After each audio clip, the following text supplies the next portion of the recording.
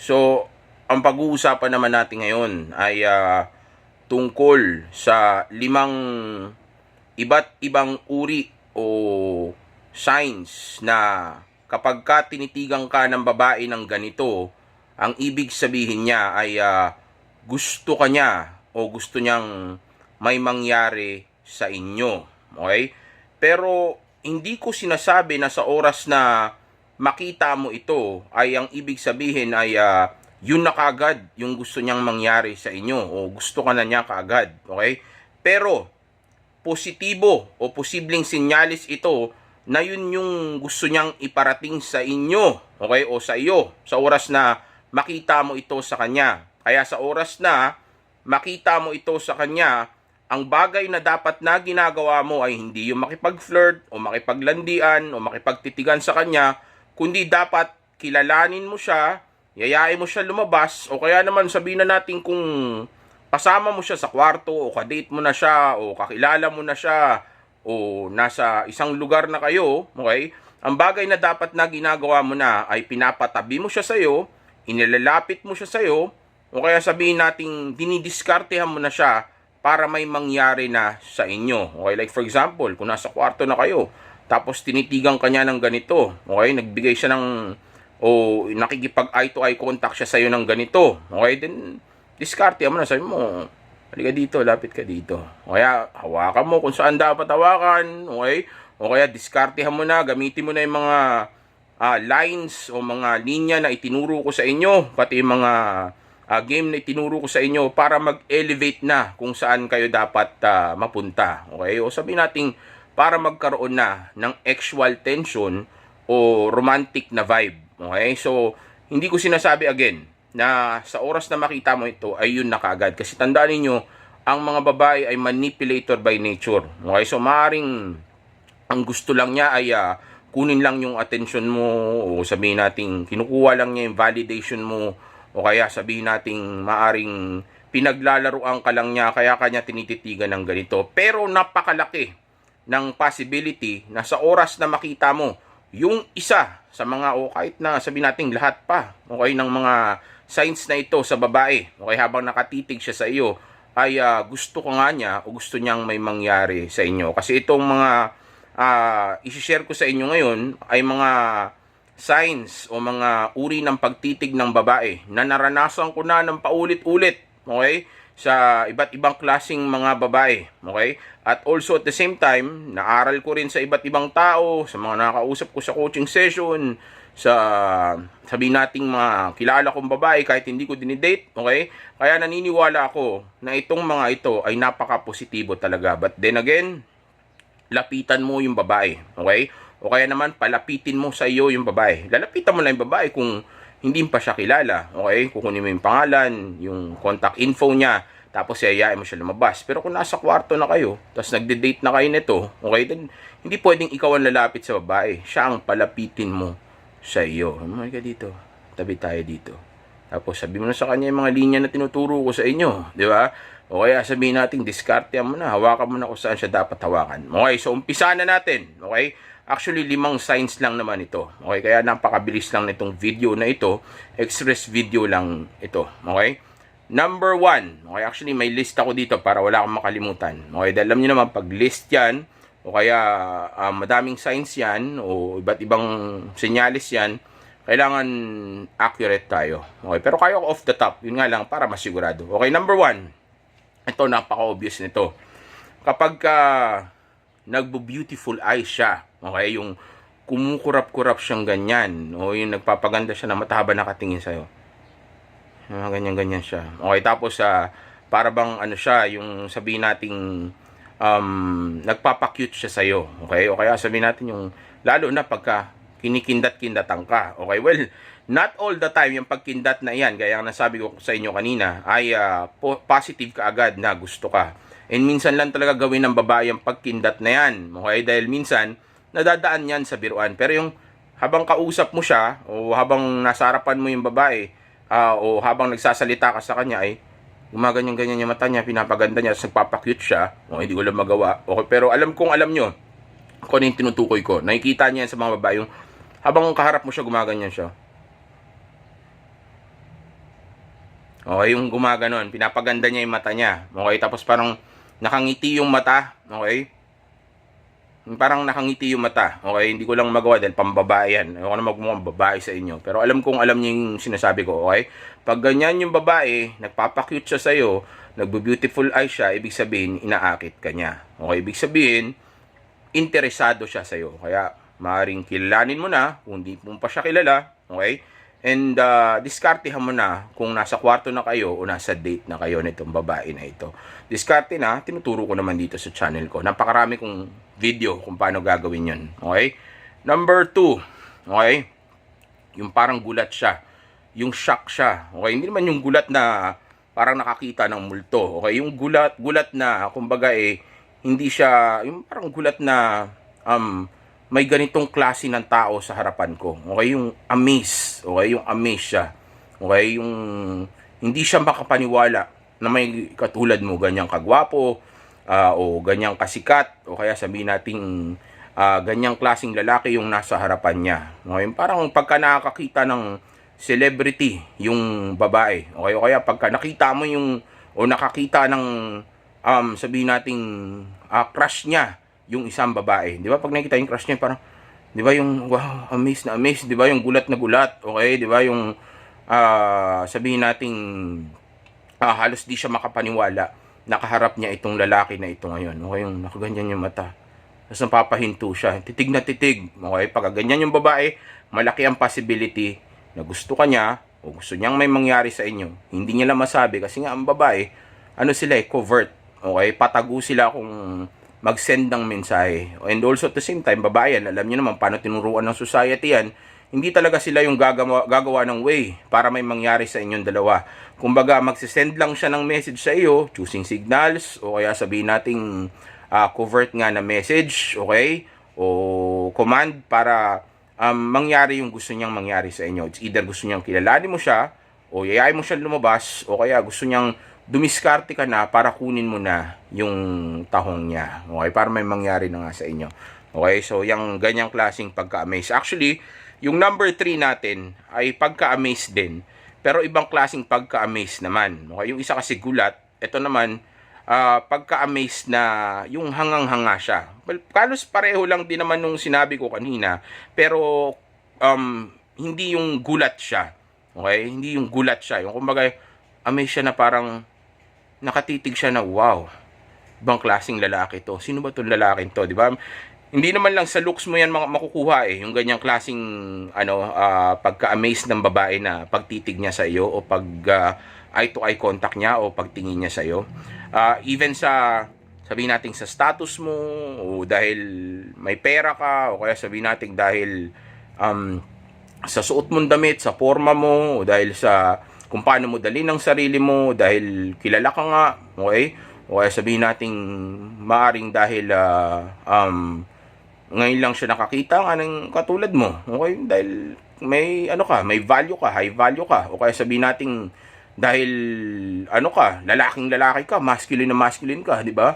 Ang sexy mo tingnan, di ba? Kumbaga appealing, may sex appeal ka o kaya meron kang charisma, okay, o kaya the way na magsalita ka, 'di ba? Abang kausap ka niya sabihin nating amaze na amaze siya kung paano mo dalhin yung sarili mo. Parang masculine na masculine nga kasi, 'di ba? Mababa yung boses, seductive, 'di ba? Kaya nga tinuturuan ko kayo ng ganyan, 'di ba? Tapos ang tali-talino mo pa, 'di ba? Ang galing-galing mag-handle ng mga questions o magsumagot ng mga questions sa kanang conversation, 'di ba? Oh yeah, actually may business ako, ako yung boss ng business ko, may mga empleyado akong binabayaran, and yeah, I could say na talagang successful yung negosyo ko ngayon. Okay, 'di ba? Paano ka magsalita, paano ka magkwento, 'di ba? So, yeah, makukuha mo yung ganyan sa kanya. Hindi lang sa itsura, pero madalas sa itsura, pero makukuha mo rin yan sa the way na dalin mo yung sarili mo o dahil sa personality o pagkatao mo. Tandaan nyo, ang pagiging alpha ay hindi lang sa itsura, hindi lang sa success, hindi lang sa sabihin nating game mo, okay, pero sa ano mo yan, sa attitude mo, okay, yung character mo, yung personality mo, okay, kung sino ka. Okay, tandaan nyo, hindi lahat ng tao ay magkakapareho ng character, ng personality o ng attitude, okay. magkakaiba tayo pagdating sa bagay na iyan. Okay? Pero pag sinabi mong alpha, may iisang ano yan, atake yan. Okay? O approach yan. Yan yung lalaking lalaki, barako na masculine na malakas yung dating. Okay? Yung may swag, yung maangas. Yan, sa swag, even in swag, ma-amaze siya dyan. Okay? Yung parang habang nagsasalta ka, namamahi ka ba siya? Yung hindi niya maintindihan kung ano tong nasa harapan niya. Yung hindi siya makapaniwala na ganitong klaseng lalaki nasa harapan niya. Godly yung nakikita niya sa harapan niya. O yung ganyang klaseng tingin. Okay, yung amaze. Okay. Alright, na-amuse siya. Okay. Parang sabihin nating hindi tao yung kaharap niya. Okay. Parang Diyos na yung kaharap niya. Okay. So, number 2 o number 4. Okay, number 4 na tayo. So, number 3 yun. Number 5 o number 1 is beautiful eyes. Number 2 is yung gulat. Okay. Number 3 is yung amaze. Okay. Tapos, number 4 is yung nahihiya siya. Okay, yung shy type. Okay, yung parang nanliliit siya sa sarili niya habang kaharap ka niya. Okay, yung naalis-alis niya yung mata niya tapos nahihiya-hiya siya. Nakikita nyo naman yun, ganong klaseng tingin, okay? Pero pag tumititig siya o tumitingin siya sa'yo, na-amaze siya. Pero nahihiya siya, hindi niya magawang tumingin ng diretso. Naiilang siya. Ibig sabihin nai-intimidate siya sa'yo. Kasi it's either nagagwapuan nga siya sa'yo, o dahil mayaman ka, powerful ka, kilala ka, o kaya naman sabihin nating dahil nga sa the way na dalin mo yung sarili mo o malakas yung appeal mo, okay, kaya na-elbugan siya, okay, nadadala siya, even sa pananalita mo, okay, maaring nadadala siya doon, kaya ngayon nahihiya siya, o lalo na pag nakilala niya yung personality mo, talagang mahihiya yan, wow, ganito pala tong kaharap ko, nakakahiya naman, nakaka-intimidate, okay, handaan nyo, ang babae, ang gusto niya ay yung lalaki na mas mataas sa kanya. They always date up, okay? Ang gusto niya yung mas mataas sa kanya o yung titingalain niya. Diyan mo makukuha ang yan yung tinatawag natin na hypergamy ng babae. Okay, ang gusto niya nga kasi is yung pwedeng maging leader niya. Okay, yung kakahangaan niya, hindi yung titingnan niya ng pababa. Okay, so kung malaman niya na mas mataas ka sa kanya, kung ano man bagay, maaring sa looks, kaya siya ganyan, o sabihin natin maaring dahil sa appeal mo, dahil sa confidence mo, o yung pala, isa pa, dahil sa confidence mo, okay, sa swag mo nga, okay, so kung makita niyang ganyan ka na confident kang tao, okay, then syempre intimidate talaga siya. Kasi nga karamihan sa babae, o ang babae talaga by nature ay insecure. Okay, so kung ma-sense niya na isang masculine o confident na lalaki, mahihiya talaga siya. May intimidate siya dahil ang dating niyan sa kanya, ako kasi hindi katulad mo, nakakahiya naman nakaharap kita ngayon. Baka mamaya magmukha akong maliit sa'yo. Ang hindi nila alam, okay lang sa atin yan. Sa kanila, importante na dapat confident tayo o sabihin natin malakas ang dating natin. Okay? Kaya tuloy minsan akala nila, pati tayo, ganun din ang gusto nating makita sa kanila. Kasi sila, yun yung hinahanap nila sa atin. Okay? Yung confident na masculine, yung malakas yung dating. Okay? So, kung makita niya na ganyan ka, tapos alam niya na siya hindi ganyan, may hiya ngayon siya. Na ako kasi hindi ako ganyan eh. Okay? Tapos lalo na, parang hindi niya maiharap yung mukha niya nga kasi parang ang dating niyan, hindi tayo magka-level, tapos makakasama kita ngayon. Okay? So, ibig sabihin, kung ganun siya, matik na yun. Gusto ka niya, o kaya naman gusto niyang may mangyari sa inyo. Okay, lalo na kung kasama mo ito sa kwarto ngayon, o kaya nasa isang lugar kayo na romantic na pang-anuhan na, 'di ba? Romantic yung vibe, tas kayong dalawa lang, tas ganun siya makatingin sa iyo, 'di ba? Lalo na kung nakainom kayo, nag-wine kayo, 'di ba? O tapos na-game mo na yung babae, 'di ba? Nagamit mo na yung mga game ko, yung mga lines na itinuro ko sa inyo, 'di ba? Na mouthpiece mo na siya, na seduce mo na, 'di ba? Tapos ganyan siya makatingin, then positive talaga yun. Sipin mo, nahihiya siya bang kausap mo, 'di ba? Lalo na nung narinig niya kung anong klaseng tao ka, anong klaseng buhay mayroon ka, 'di ba? O nalaman niya kung anong klaseng lifestyle meron ka, kung sino ka pala, 'di ba? Tapos nakita niya yung bahay mo, nakita niya yung sakyan mo, nakita niya yung itsura mo o katawan mo, di ba? So, yeah, positive yun. Kaya siya ganun, nahihiya siya bigla kasi nga nai-intimidate siya dahil ibig sabihin, ang taas ng tingin niya sa'yo. So, kung mataas ang tingin niya sa'yo, pasok ka sa hypergamy niya. So, kung pasok ka sa hypergamy niya at nakuha mo pati yung pre-selection o pumasok ka na sa preference niya, then ibig sabihin nun, gusto ka niya. Di ba? Imposibleng hindi. Dahil nakuha mo nga yung mga bagay na gusto niya. Kumbaga, nadali mo yung checkbox. Okay, mga checkbox. Okay. Next. kung seductive yung pagtingin niya sa'yo, kung sinisidus ka niya o inaakit ka niya, yung ganyan. Yeah. Ayo, kasing gawin kasi pambabae, pero bigyan ko kayo na example, okay, yung ganyan. Yung kagat pa sa labi, o kaya nakatitig lang sa'yo the whole time, okay, o parang may sinesend na message, ganyan, yung parang, ganyan. Parang kinakausap ka sa mata, okay, sinisidus ka, then malaki ang possibility na yung babae ay gusto ka, o sabihin natin gusto niyang may mangyari sa inyong dalawa. But then again, gaya ng sabi ko nga kanina, hindi ka agad yan automatic na ganun. Okay, na yun talaga kaagad ang gusto niya. Kailangan mo yang alamin. Kailangan mo siyang kilalanin, kunin yung contact info niya, tapos sabihin natin, yayain mo siyang lumabas. Okay, dahil maaring choosing signals yan. Maari, pwede rin hindi, dahil maaring kinukuha lang niya yung attention mo o gusto lang niya ng validation from you para ma-stroke yung ego niya, o sabihin natin mapalaki lang ulit yung ego niya o yung ulo niya. Okay? Maari, pero malaki ang possibility na kapag kaganyan yung babae ay gusto ka rin nito talaga. Okay? Hindi lang gusto na lapitan mo siya dahil kung magkasama naman kayo sa kwarto o kung saan man, okay, tapos sa lugar kayo na may pwede mangyari sa inyo, okay, of course, malaki ang chance na kaya kanya ginagano na dahil parang kinokoman ka na niya na, tara na, kunin mo na, di ba? Ipasok mo na, di ba? Isusubo ko na, di ba? O kaya, lamasin mo na, di ba? Himasin mo na, di ba? Pakyuhin mo na, di ba? Anuhin mo na, duruduruin mo na, di ba? Wala ko sinabing kahit shoutout YouTube, di ba? Pero yun yung mensahe niya. Tandaan nyo, hindi ka niya dedirektahin, okay? Pero magsisend siya sa'yo ng mensahe. Ayan, madalas ko nararanasan yan sa club, sa mga bar, pagka umiinom kami, o kaya nagpa-party kami, tapos may babae na nasa ibang table, o kaya sabihin natin nagpa-party din doon, okay, tapos gusto niyang kilalanin ko siya. Ganyan ang babae. Minsan, actually, madalas, pinapalapit ko sa akin. Bagay na tinuro ko na sa inyo kung paano gawin. Pag tinitigan ganyan, sabi, mo, come here. Ganun, lapit yan. Okay, pero may tamang approach dyan, o tamang application yan. Okay, hindi po pwedeng basta gaganunin mo lang. Dahil baka mamaya, dating sa babae niyan, parang easy mo siya kung tingnan. Okay, ayaw ng babae yan, magmukha siyang easy. And yun din ang isang rason kung bakit hindi nga sila nag-approach o lumalapit. Kasi ayaw nila magmukha silang easy, o ayaw lang husgahan sila ng society, o magmukha silang parang pakawala o madali lang. Okay, so kaya importante na may alam ka sa game, may alam ka doon sa mga linya na tinuturo ko sa inyo. Kaya ako nagtuturo ng mga lines na yan.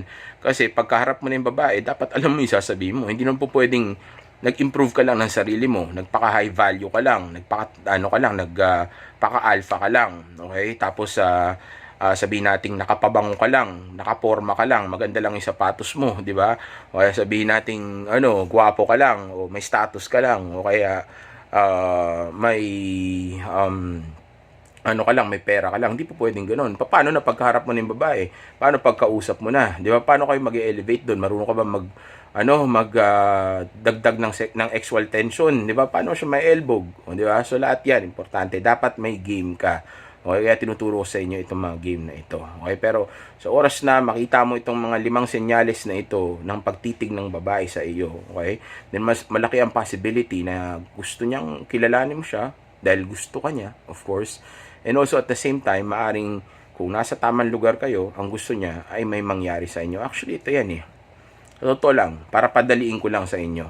Sa oras na tumitig yung babae sa inyo o gawin niya itong mga bagay na ito, kahit isa lang dito, ang ibig sabihin nun, gusto niyang may mangyari sa inyo. Kaya ka nga niya gusto eh, di ba? Kasi gusto niya may mangyari sa inyo. Ba't siya pipili ng opposite ex? Ano yun? Gusto lang niya ng opposite sa kanya, pero gusto lang niyang, kausapin lang. Di ba? Gusto ka niya kasi gusto ko lang yung tropahin lang. O gusto ko lang niya makasama lang. Hindi. Gusto ka niya kasi gusto niya something romantic. Which means, may ex, yung may mangyayari sa inyo, sa kama. Yun nga lang, of course, hindi mismo, maaring hindi mismo doon. Maaring gusto niya mag-date muna kayo, kikilalanin ka muna niya. Pero in the end of the day, doon din naman bagsak nun. So, ibig sabihin, technically, ang gusto niya is mag-anuhan kayo, di ba? Ikaw ang napili niya para anuhin mo siya. Dahil ang babae, gusto rin naman nila yan. Okay, yun nga lang, ang kaya lang gawin is mag-throw lang ng choosing signals o pumili lang ng lalaki na gagawa sa kanila nito. Hindi nila talaga kayang gawin na sila yung lalapit. Kaya nga, tititigan kanya. Kaya titingnan kanya ng eye to eye. Okay? O sabihin natin, kaya papakitaan kanya ng mga senyales na gusto niyang lapitan o kilalanin mo siya. Kasi ibig sabihin nun, endutin mo ako. Okay? Kunin mo yung tahong. Okay? Gusto kong may mangyari sa ating dalawa. Okay? Lapitan mo ako. Magpapakipot. Okay? Pero dun din naman ang bagsak niyan. Maniwala kayo sa akin. Okay? So, kung gusto ko ng babae, alam mo, dun yan papunta. Kasi alam ng babae na gusto ng lalaki ang ex. Okay? Walang lalaki, alam nila na walang lalaki na hindi gusto yung ex na ito. Okay? Gusto niya na may mangyari. Alam nila na gusto ng lalaki na may mangyari sa kanila ng babae. So, kung binigyan ka ng choosing signals at alam niyang gusto mo na may mangyari sa inyong dalawa, then ibig sabihin nun, technically, parang pumapayag na siya sa'yo na may mangyari sa inyo, okay? Pero depende yan sa kung paano mo kukunin ito. Okay, so kung sablay ka, gwapo ka lang, may tsura ka lang, may pera ka lang, kilala ka lang, tapos di ka naman marunong magsalita, hindi mo naman alam kung anong gagawin, hindi mo alam kung anong sasabihin, hindi ka marunong pumili ng tamang lugar, o tamang oras, o tamang date, tamang pagkain, o sabihin natin, hindi mo alam yung sasabihin mo sa babae, okay, then maaaring ma-turn off pa rin siya. So, maaaring hindi mo pa rin makuha yung dapat mo makuha sa kanya. Kaya napaka-importante ng game. Okay? Dahil maniwala kayo sa akin, marami akong babae na nakuha na ng choosing signals before, nung bata pa ako, na na-date ko na, ibang nadala ko pa sa kwarto, pero na-turn off pa rin. Dahil sa hindi ko alam yung sasabihin ko, o kaya nagkakamali ako sa mga sinasabi ko o sa actions ko. Madalas nagmumukha ako insecure, nagmumukha akong butthurt, o nagmumukha akong sabihin natin hindi marunong nga sa babae kasi napapatay ko yung sexual tension o yung romantic vibe. Okay? Dahil nadadala ko minsan sa friendly vibe, dahil sobrang kakaingkuyan ko, o kaya sabihin natin dahil sa hindi ko alam yung sasabihin ko, nananahimik lang ako the whole time. Okay? Pero hindi gusto dumaldal kayo ng dumaldal o magpasikat kayo. Ang gusto ko lang is matuto kayo, alam nyo dapat kung ano yung gagawin ninyo. Okay? Dahil tanga lang ang magsasabi na sapat na yung look, sapat na yung status, sapat na yung sabihin nating money para makuha ka ng babae. Anong sasabihin mo? Anong gagawin mo kapag nasa harap mo na yung babae? Hindi po pwedeng wala kang game. Dapat may diskarte ka. Okay? So, sa oras na makita nyo yung mga yan, kung na kailangan kilalanin mo na.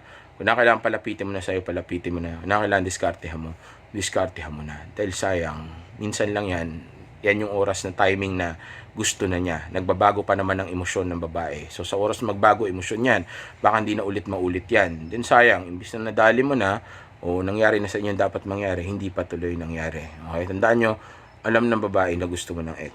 Okay? Kaya, and alam din ng babae kung sino yung lalaki na pagbibigyan niya nito. Kaya nga, kung papansin niyo yung babae kapag may nangyayari sa atin yan, palaging maganda yung niya, yung fanny niya, di ba? Yung suot niya sa baba, o yung pambaba niya, okay, yung saplot niya sa baba, okay, dahil alam niya na may mangyayari sa inyo. Kaya nga, ang bango-bango nun madalas, tapos madalas maganda yung suot niya, sexy na suot doon, okay? Tapos minsan nag-aahit pa siya ng niya, okay? Kasi nga, alam niya na may mangyayari sa inyo. Kasi nga, umpisa pa lang nung nakita ka niya, alam niya na ikaw yung lalaki na pagbibigyan niya, okay? Babae ang pumipili sa lalaki, lalaki naman ang kumikilala sa babae, okay? Babae ang nagsisend ng message na pwede nang may mangyari sa inyo, lalaki naman ang nag-uumpisa ng moves para may mangyari na sa kanila. At kapag ka nagtulungan silang dalawa, magbo-vault in sila. At pag nag-vault in sila, mabubuo si Voltes 5. Okay, hindi. Mangyari dapat mangyari. Okay, so gawin nyo na maayos yan. And also at the same time, make sure na safe ang lahat. Kung kailangan bumili ng ng tondom, bumili kayo ng tondom ng plastic o ng goma, okay? Dahil hindi mo rin alam kung yung babae ba na ito, baka mamaya may may sakit, o kaya sabihin natin baka mabuntis mo. Okay, so make sure na safe ang lahat. Okay, dahil safe X is the best X. Enjoy. Ingat.